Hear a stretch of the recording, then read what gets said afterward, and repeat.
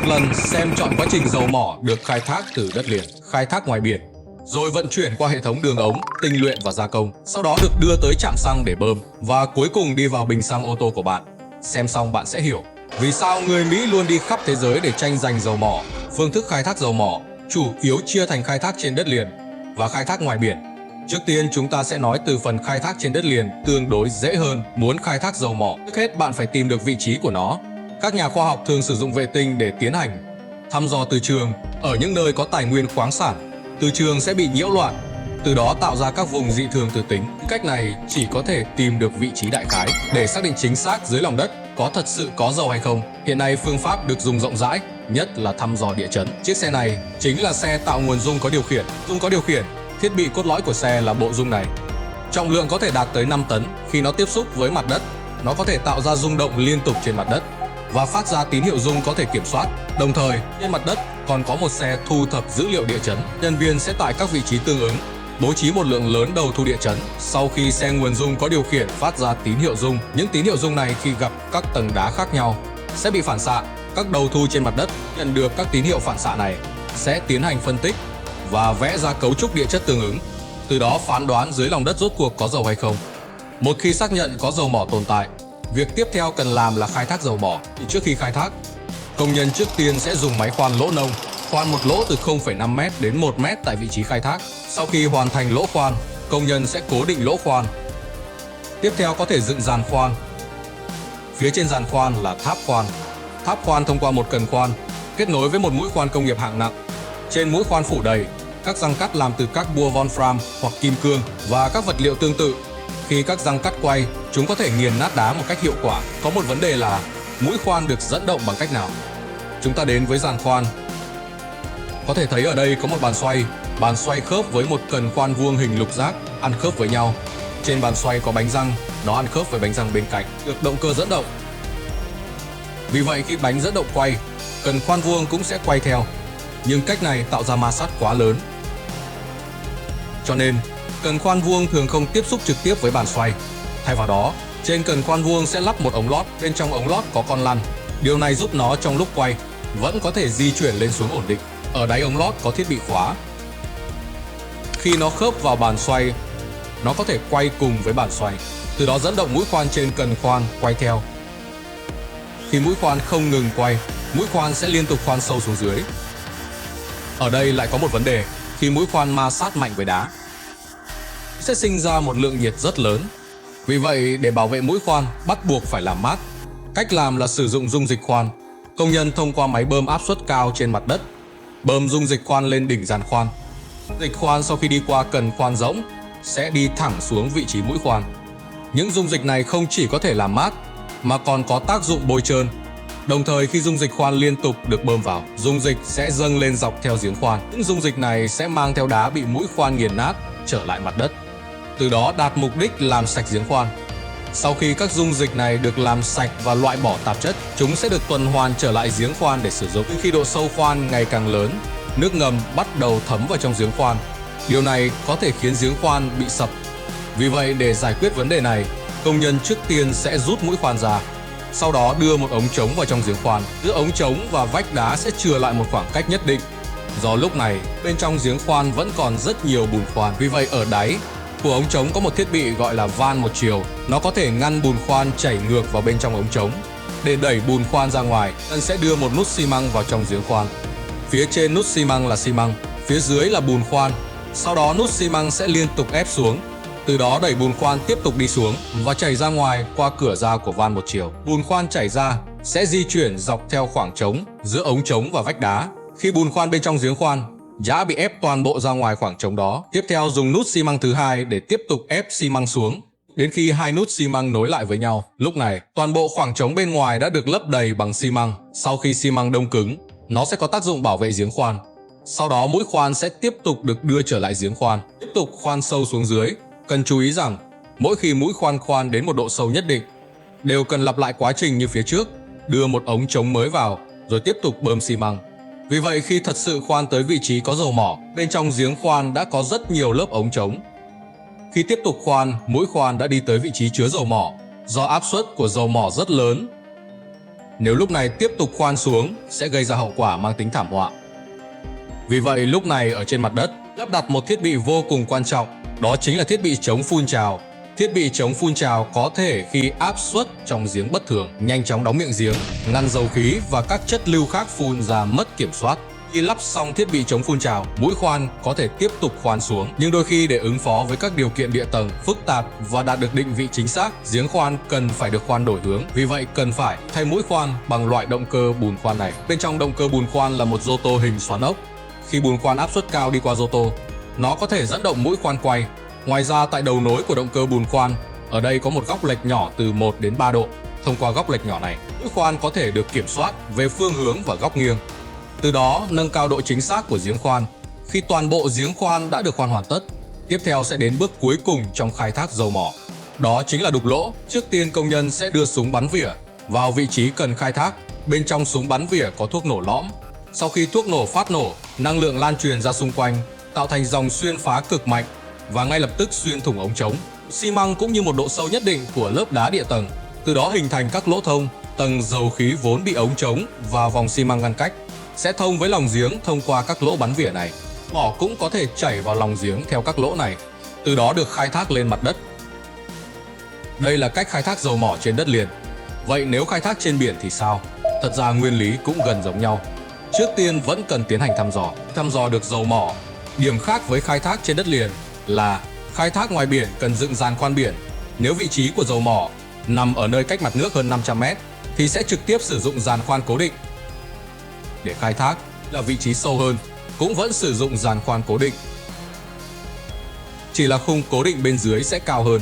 Nếu độ sâu xuống tới hơn 3.600 m dưới mặt nước thì giàn khoan cố định sẽ không thể sử dụng được nữa. Lúc này sẽ dùng đến giàn khoan di động. Trong đó, loại được sử dụng phổ biến nhất là loại giàn khoan bán chìm di động này. Kết cấu nâng đỡ của loại giàn khoan này là hai phao nổi khổng lồ. Chúng có thể cung cấp lực nổi hướng lên cho giàn khoan và có thể sử dụng tàu kéo để kéo đến những vị trí khác nhau làm việc. Ở đáy phao nổi của một số giàn khoan còn được lắp thêm chân vịt để điều chỉnh vị trí và phương hướng. Trên phao nổi còn nối với 4 mỏ neo khổng lồ, từ đó cố định giàn khoan tại khu vực chỉ định. Sau khi mọi thứ đã chuẩn bị xong, bên trong phao nổi sẽ liên tục được bơm nước vào, từ đó làm phao nổi chìm xuống dưới mặt biển. Làm như vậy có lợi ích gì? Chúng ta hãy xem phần so sánh. Bên phải là giàn khoan có phao nổi chưa chìm xuống dưới mặt biển. Dưới tác động của sóng biển, giàn khoan sẽ bị rung lắc dữ dội. Còn giàn khoan đã chìm xuống dưới mặt biển thì lại vô cùng ổn định. Nói xong phần dưới biển, chúng ta nói tiếp phần trên biển. Ở chính giữa giàn khoan có một hệ thống nâng hạ để nâng lên và hạ xuống mũi khoan. Xung quanh có vài cần cẩu dùng để vận chuyển vật tư giữa tàu thuyền và giàn khoan. Do công nhân một khi ra biển sẽ ở lại cả tháng. Vì vậy, ở đây còn có nơi ăn ở và ngủ nghỉ cho công nhân. Bên cạnh là một bãi đáp trực thăng, có thể dùng để vận chuyển người và vật tư. Bên dưới chỗ này đặt các xuồng cứu sinh để sử dụng khi cần thoát hiểm trong tình huống nguy hiểm. Trong những bồn này chứa dầu diesel dùng để phát điện và nước ngọt dùng để uống, là một cần đốt khí. Khi khai thác dầu mỏ sẽ đi kèm khí dễ cháy. Khí dễ cháy cần được tách ra và đốt cháy thông qua cần đốt khí để phòng ngừa xảy ra cháy nổ. Tiếp theo chúng ta hãy xem dầu mỏ dưới đáy biển được khai thác như thế nào. Nguyên lý của nó gần giống với khai thác trên đất liền. Trước tiên công nhân sẽ vận hành hệ thống nâng hạ đưa mũi khoan vào trong ống trống này. Khi chúng tiếp xúc với đáy biển, mũi khoan bắt đầu khoan xuống. Các thao tác tiếp theo với phần khai thác trên đất liền đã nói trước đó. Đầu tiên cần dùng bùn khoan để làm mát mũi khoan. Sau đó thông qua từng lớp ống trống và xi măng để gia cố giếng khoan và liên tục khoan sâu xuống dưới. Phần này sẽ không giải thích chi tiết lại nữa. Khi đi tới tầng dầu thì vẫn giống như trước. Để ngăn hiện tượng phun trào giếng, cần lắp thiết bị chống phun trào ở miệng giếng. Nguyên lý của thiết bị chống phun trào thật ra rất đơn giản. Nó thông qua ống hình vòng và các cửa van thủy lực để kiểm soát dầu mỏ ra vào. Ống hình vòng phía trên có lắp thiết bị siết chặt. Khi được siết lại, có thể cắt đứt đường dẫn dầu, từ đó ngăn hiện tượng phun trào giếng. Các cửa van thủy lực bên dưới có thể dùng để kiểm soát áp suất.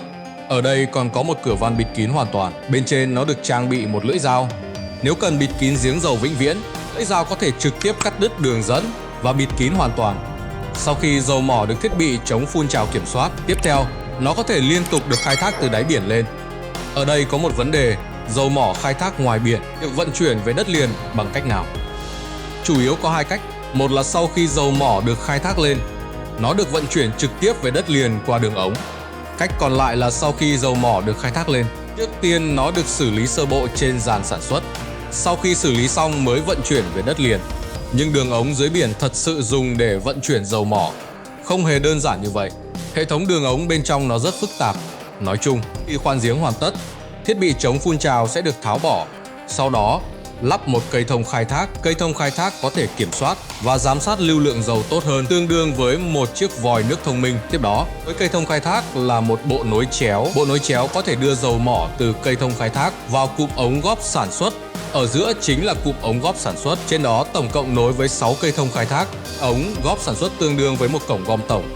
Nó có thể đưa dầu mỏ phân phối thống nhất tới các đường ống xuất dầu khác nhau. Ví dụ như đường ống PST, trên đó chỉ có thể nối với một đường ống, còn đường ống PEMI có thể đồng thời nối với 2 đường ống.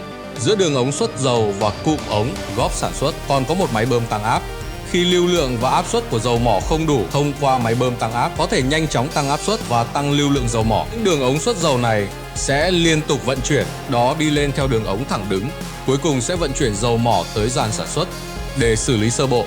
Nhưng những thiết bị dưới đáy biển này cần sử dụng điện để vận hành. Vì vậy, từ trên giàn sản xuất còn nối một sợi cáp điện lớn xuống đáy biển. Điện trước tiên sẽ nối với cụm đầu cuối này, sau đó tiếp tục nối với bộ phân phối bên cạnh. Thông qua bộ phân phối, điện năng sẽ được phân phối tới các bộ phận khác nhau của đường ống, từ đó duy trì hoạt động bình thường của chúng. Nói chung, dưới đáy biển sẽ có nhiều hệ thống đường ống như vậy. Chúng không chỉ có thể nối với một giàn sản xuất, mà còn có thể nối với nhiều giàn. Nếu dầu mỏ không cần xử lý sơ bộ, chúng ta cũng có thể trực tiếp nối đường ống tới nhà máy sản xuất trên đất liền. Nhưng ở đây có một vấn đề, sau khi giàn sản xuất xử lý sơ bộ dầu mỏ, nó cần dùng các tuyến ống riêng để vận chuyển dầu mỏ tới nhà máy trên đất liền. Điều này sẽ khiến chi phí lắp đặt đường ống trở nên rất cao. Vì vậy, cách làm đúng là chỉ thể lắp đặt một đường ống dùng chung. Các tuyến ống khác đều nối vào đường ống dùng chung này. Sau đó thông qua đường ống dùng chung, thống nhất vận chuyển dầu mỏ tới nhà máy trên đất liền.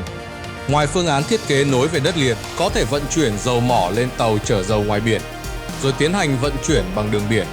Ở đây lại có một vấn đề, hệ thống đường ống phức tạp như vậy được lắp đặt dưới nước bằng cách nào? Lúc này cần dùng đến robot dưới nước. Khi lắp đặt, nhân trước tiên sẽ dùng cần cẩu hạ cây thông khai thác xuống đáy biển. Sau đó nhờ sự hỗ trợ của robot dưới nước, đưa cây thông khai thác khớp chính xác với cửa xuất dầu. Sau đó cần lắp đặt cụm ống góp sản xuất. Sau khi được cần cẩu hạ xuống, dưới nước sẽ đưa đầu nối của cụm ống góp sản xuất khớp với bệ đỡ phía dưới. Khi hoàn thành thì vẫn tương tự, bộ nối chéo sẽ được đưa xuống. Sau đó robot tiếp tục hỗ trợ căn chỉnh và kết nối. Từ đó nối xong bộ nối chéo tương tự. Việc kết nối các thiết bị khác cũng đều thao tác như vậy. Sau khi toàn bộ thiết bị đã được kết nối xong, tiếp theo cần lắp đặt đường ống. Trước khi lắp đặt đường ống, kỹ sư sẽ trước tiên khảo sát, quét địa hình đáy biển và tiến hành phân tích. Đáy biển không phải là một mặt phẳng hoàn toàn. Vì vậy cần tìm một tuyến đường tương đối bằng phẳng và dễ lắp đặt. Khi gặp chỗ không bằng phẳng, cần đào rãnh để loại bỏ phần dư thừa. Khi gặp chỗ trũng, sẽ dùng đá dăm để lấp đầy hố sâu. Sau khi tuyến đường được xử lý bằng phẳng, tiếp theo có thể lắp đặt đường ống. Có 3 cách lắp đặt đường ống.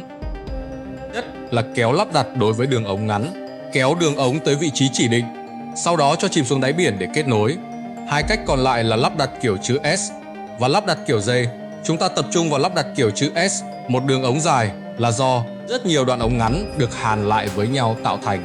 Mỗi đoạn ống dài 12 m, đường kính 1 m, được làm từ thép, bề mặt còn phủ thêm bê tông cốt thép để tăng cường độ bền cho đường ống. 2 đoạn ống được nối với nhau. Đó dùng vật liệu đặc biệt để bịt kín, từ đó ngăn dầu mỏ rò rỉ. Đây là tàu lắp đặt đường ống. Đường ống được sản xuất sẵn trên bờ, sau đó được tàu tiếp tế liên tục vận chuyển tới. Trước khi lắp đặt, từng đoạn ống sẽ được hàn nối trước, đó từ từ chìm xuống đáy biển. Một khi quá trình lắp đặt đường ống bắt đầu, tàu lắp đặt đường ống bắt buộc phải thi công liên tục cho đến khi hoàn thành thi công. Bởi vì nếu tàu lắp đặt dừng lại quá lâu ở một vị trí, ống có thể vì sóng biển và các ngoại lực khác mà bị kéo giãn, nứt vỡ, thậm chí sụp đổ. Nhưng đường ống cũng không phải lần nào cũng vừa khớp để nối lại.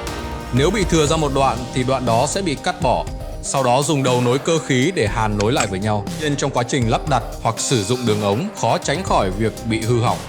Lúc này cần tiến hành sửa chữa đường ống. Trước tiên cần dựng cần cẩu dưới đáy biển, sau đó nâng đoạn đường ống bị hỏng lên. Lắp van phân dòng lên đoạn ống cần sửa chữa và khoan lỗ trên đường ống ở hai đầu đoạn ống. Tiếp đó dùng một đường ống nhánh để nối chúng lại, rồi đóng hai van này lại. Dầu mỏ sẽ có thể chảy qua đường ống nhánh. Cuối cùng dùng hai đường ống nhỏ để làm sạch phần dầu mỏ còn sót lại trong đường ống bị hỏng. Vậy đoạn đường ống bị hỏng có thể được tháo bỏ, sau đó thay bằng đường ống mới và nối lại với nhau. Cuối cùng mở van ở hai đầu và tháo bỏ đường ống nhánh. Dầu mỏ sẽ có thể lưu thông trở lại. Ngoài việc vận chuyển qua đường ống dưới biển, chúng ta đã nhắc ở phần trước, dầu mỏ còn có thể được vận chuyển bằng tàu chở dầu. Đây chính là tàu chở dầu cỡ lớn dùng để vận chuyển dầu mỏ, chiều dài vượt quá 120 m. Bên trong tàu chở dầu thực chất là một khoang khổng lồ.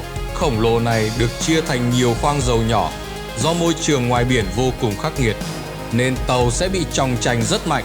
Nếu khoang tàu không được phân chia, thì dầu mỏ bên trong sẽ từ bên này sang bên kia, dao động qua lại như vậy. Điều này sẽ tạo ra lực đẩy cực lớn lên thân tàu. Khi mạn tàu chịu lực va đập quá lớn, sẽ khiến tàu chở dầu nghiêng lật hoặc lật úp. Vì vậy, sau khi chia tàu chở dầu thành nhiều khoang dầu nhỏ, khi dầu mỏ di chuyển, lực va đập sẽ được phân tán trong nhiều khoang dầu nhỏ. Thiết kế này đã nâng cao đáng kể độ ổn định của tàu. Chúng ta có thể thấy rất rõ qua phần so sánh. Đây đúng là một thiết kế thiên tài. Nếu chúng ta cắt ngang tàu chở dầu, có thể phát hiện tàu chở dầu thực chất có hai lớp. Vì sao phải thiết kế như vậy? Là bởi khi tàu chở dầu không may va chạm với tàu khác, thiết kế hai lớp có thể bảo vệ tốt hơn. Dầu mỏ bên trong khoang dầu, nếu là tàu một lớp, khi chịu tác động của ngoại lực sẽ rất dễ bị vỡ. Điều này sẽ khiến dầu mỏ rò rỉ ra biển. Thiết kế hai lớp ngoài việc bảo vệ dầu mỏ, còn có thể dùng như khoang rằn. Bởi vì khi tàu chở dầu không chở dầu, tàu không có đủ trọng lượng để triệt tiêu lực nổi, rất dễ chòng chành theo sóng biển. Điều này vô cùng không an toàn. Cách giải quyết cũng rất đơn giản. Chỉ cần bơm đầy nước biển vào giữa các lớp ngăn là được. Như vậy trọng lượng sẽ tăng lên, tàu chở dầu sẽ ổn định trở lại. Khi cần bơm dầu vào khoang tàu, chỉ cần lại rút nước biển ở giữa các lớp ngăn ra là được. Nước biển đi vào khoang tàu có thể chứa vi sinh vật hoặc vi khuẩn. Trước khi xả nước biển ra ngoài, bắt buộc phải xử lý qua hệ thống lọc này, rồi mới được xả xuống biển, để tránh vi sinh vật từ vùng biển khác xâm nhập. Ở đây có một vấn đề, trăm nghìn tấn dầu mỏ được bơm vào khoang dầu bằng cách nào? Thật ra ở đây có một vấn đề rất quan trọng cần cân nhắc. Đó là vấn đề trọng tâm của tàu chở dầu. Nếu trọng lượng của tàu chở dầu phân bố không đều, rất có thể sẽ khiến một bên quá nặng mà lật tàu. Giải quyết vấn đề này bằng cách nào? Thật ra bên trên khoang dầu còn có một hệ thống đường ống dẫn dầu. Khi bơm dầu mỏ vào, trước tiên thông qua đường ống thứ nhất để bơm đầy 5 khoang dầu màu vàng này. Tiếp đó sử dụng đường ống thứ hai để bơm đầy 5 khoang dầu màu tím này. Cuối cùng lại dùng đường ống thứ ba để bơm đầy toàn bộ 5 khoang dầu màu xanh còn lại. Với thiết kế này, dù dùng đường ống nào để bơm hoặc xả dầu mỏ, trọng tâm của tàu chở dầu luôn được giữ phân bố đồng đều. Cuối cùng thông qua tàu chở dầu, dầu mỏ có thể được vận chuyển vào đất liền. Đến đây, chúng ta đã biết dầu mỏ được khai thác ra như thế nào và được vận chuyển vào đất liền ra sao. Tiếp theo, chúng ta hãy xem những dầu mỏ này được tinh luyện như thế nào. Thật ra logic tinh luyện dầu mỏ rất đơn giản. Bên trong dầu mỏ chứa đủ loại hỗn hợp hữu cơ. Chỉ cần nghĩ cách tách các hỗn hợp hữu cơ khác nhau này ra là có thể đạt được mục đích tinh luyện dầu mỏ. Đây là tách bằng cách nào? Để làm được điều này, trong thực tế, khi tinh luyện dầu mỏ, người ta dùng tháp chưng cất. Nhiệt độ ở mỗi tầng của tháp chưng cất đều khác nhau. Từ dưới lên trên, nhiệt độ lần lượt giảm dần. Khi tinh luyện, thô trước tiên sẽ được đưa vào lò gia nhiệt. Tại đây, phần lớn dầu thô sẽ bị khí hóa. Sau đó khí đã hóa hơi và một lượng nhỏ chất lỏng sẽ cùng được đưa vào vị trí đáy tháp chưng cất. Lúc này nhiệt độ của chúng khoảng 400 độ C. Đó chất lỏng lắng ở đáy tháp, còn khí ở 400 độ C sẽ bay lên và đi tới mâm tháp thứ nhất. Thiết kế của mâm tháp rất tinh vi. Bên trên nó ngoài việc có chất lỏng, còn có từng chùp sủi bọt. Khi khí đi lên, chúng chỉ có thể đi qua bên trong các chùp này. Sau đó những luồng khí này sẽ đi vào chất lỏng trên mâm tháp. Giả sử nhiệt độ của chất lỏng là 370 độ C. Lúc này nếu trong khí có một thành phần có điểm sôi là 375 độ C, thì khí đó sẽ lập tức ngưng tụ và ở lại trong chất lỏng của mâm tháp tầng này. Tất nhiên, các khí trong khoảng 370-400 độ C cũng sẽ ngưng tụ.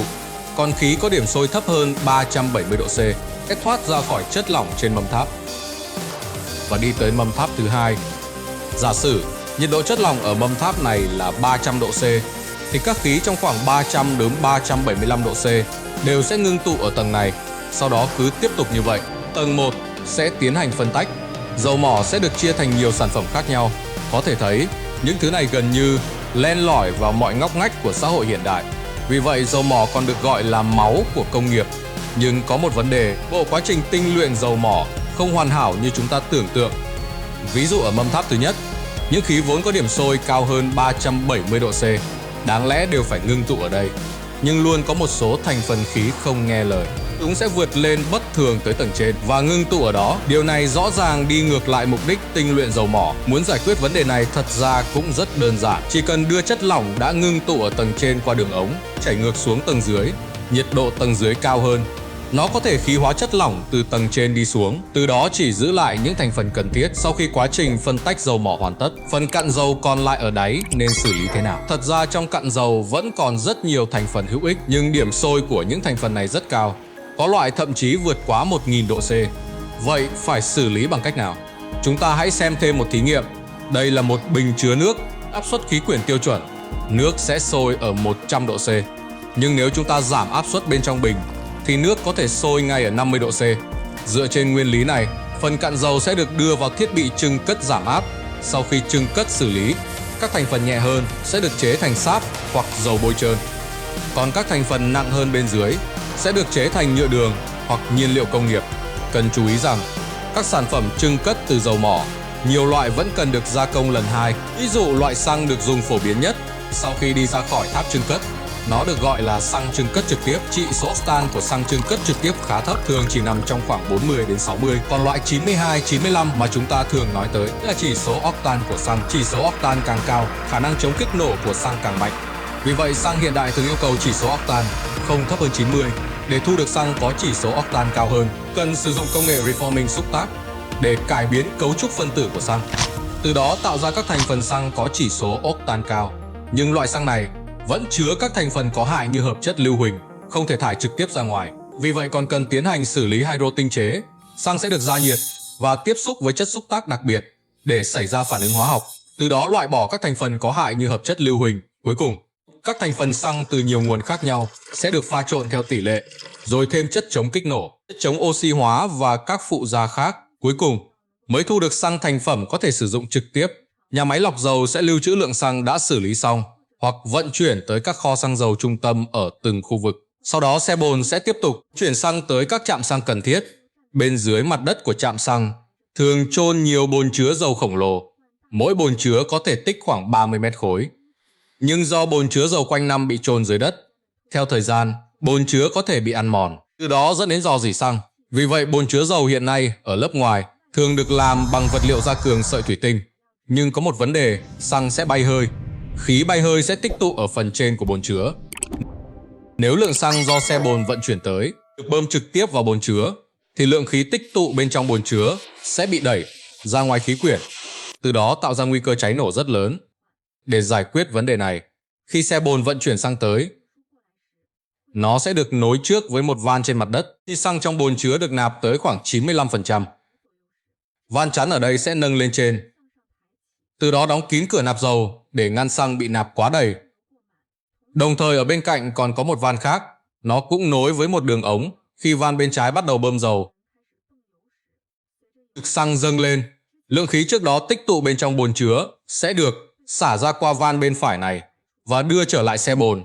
Sau khi những khí này được đưa về nhà máy xử lý, chúng sẽ được làm lạnh lại, từ đó biến trở lại thành xăng có thể sử dụng trực tiếp.